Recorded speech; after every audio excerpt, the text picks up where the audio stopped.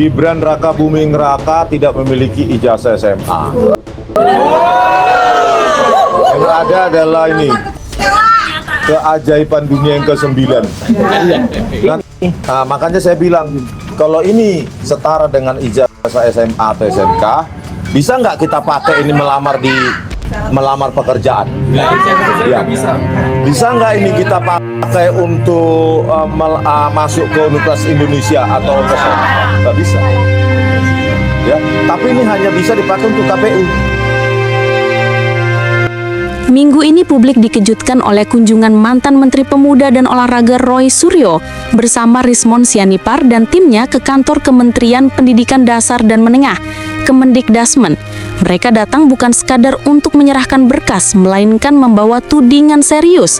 Dugaan kejanggalan pada dokumen pendidikan Wakil Presiden Gibran Raka Buming Raka. Fakta yang dikemukakan menurut Roy membuka tabir bahwa dokumen yang selama ini dijadikan dasar pendaftaran bukanlah surat keputusan penyetaraan ijazah, melainkan hanya surat keterangan. Di titik inilah persoalan menjadi krusial, karena status seorang pejabat tinggi negara dapat bergantung pada validitas satu lembar dokumen. Roy Suryo menegaskan, kalau benar yang ada hanyalah surat keterangan, maka secara hukum tidak bisa diperlakukan setara dengan ijazah yang sah. Ini bukan soal politik, ini soal integritas administrasi negara. Pernyataan tersebut menggema karena didukung fakta bahwa pertemuan mereka diterima langsung oleh pejabat Kemendikdasmen, Dr. Eko Susanto, atas arahan Mendikdasmen Abdul Muti. Hal ini membuktikan bahwa isu tersebut tidak bisa lagi dianggap sekadar gosip politik, melainkan telah masuk ke ranah administratif yang sahih untuk diverifikasi. Abdul Muti sendiri dalam beberapa kesempatan menekankan bahwa pemerintah terbuka terhadap klarifikasi, meski belum memberikan pernyataan final mengenai dokumen spesifik milik Gibran. Klaim belum terverifikasi. Secara hukum, perbedaan antara surat keputusan penyetaraan dan surat keterangan bukanlah hal sepele. Surat keputusan penyetaraan diterbitkan oleh kementerian setelah proses evaluasi formal dan memiliki kekuatan hukum yang diakui setara dengan ijazah. Dengan SK inilah seorang lulusan dari luar negeri, misalnya, bisa menggunakan ijazahnya untuk melamar pekerjaan atau mencalonkan diri dalam jabatan publik. Sebaliknya, surat keterangan hanyalah catatan administratif tanpa bobot legal yang sama. Jika benar Gibran hanya memegang dokumen berupa keterangan, maka penggunaan dokumen itu untuk syarat pencalonan bisa masuk kategori keterangan palsu. Konsekuensinya serius, mulai dari pembatalan pencalonan hingga dugaan tindak pidana pemalsuan dokumen yang berada dalam kewenangan Bareskrim Polri, Kejaksaan, bahkan bisa dibawa ke Mahkamah Konstitusi bila terkait keabsahan pemilu. Implikasi politik dari isu ini pun sangat besar. Berbeda dengan Presiden Joko Widodo yang kini sudah lengser, Gibran masih menjabat sebagai wakil presiden. Artinya, isu ini menyentuh langsung legitimasi seorang pejabat aktif. Jika benar terbukti ada manipulasi dokumen, maka jalan menuju pemaksulan bukanlah wacana kosong. Selain itu, publik juga kembali menyoroti peran Komisi Pemilihan Umum atau KPU yang dianggap menutup rapat dokumen pendidikan Gibran sejak proses pencalonan. Transparansi KPU kembali dipertanyakan, padahal lembaga ini menjadi garda terdepan dalam menjaga integritas demokrasi. Bagaimana publik bisa percaya pada pemilu 2029 jika pada 2024 saja integritas dokumen calon masih diliputi kabut?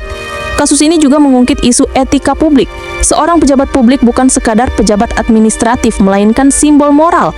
Jika seorang wakil presiden saja lolos dengan dokumen yang dianggap tidak setara, bagaimana dengan calon-calon kepala daerah atau pejabat lain yang prosesnya jauh dari sorotan media?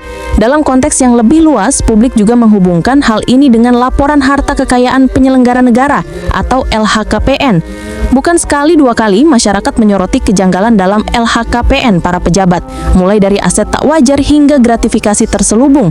Pola ini menimbulkan kesan bahwa sistem administrasi publik kita bukan hanya longgar, melainkan rawan dipolitisasi.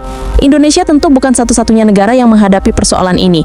Kasus serupa pernah terjadi di Filipina dan India, di mana pejabat publik terbukti menggunakan ijazah palsu atau dokumen yang tidak sah.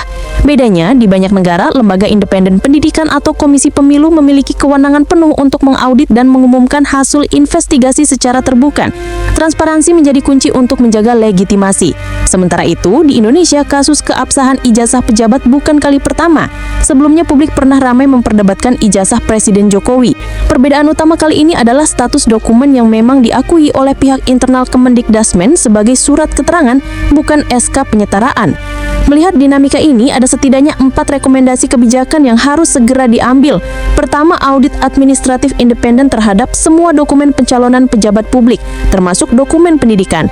Kedua, pembentukan tim verifikasi dokumen di bawah lembaga independen, bukan hanya KPU, agar tidak ada konflik kepentingan.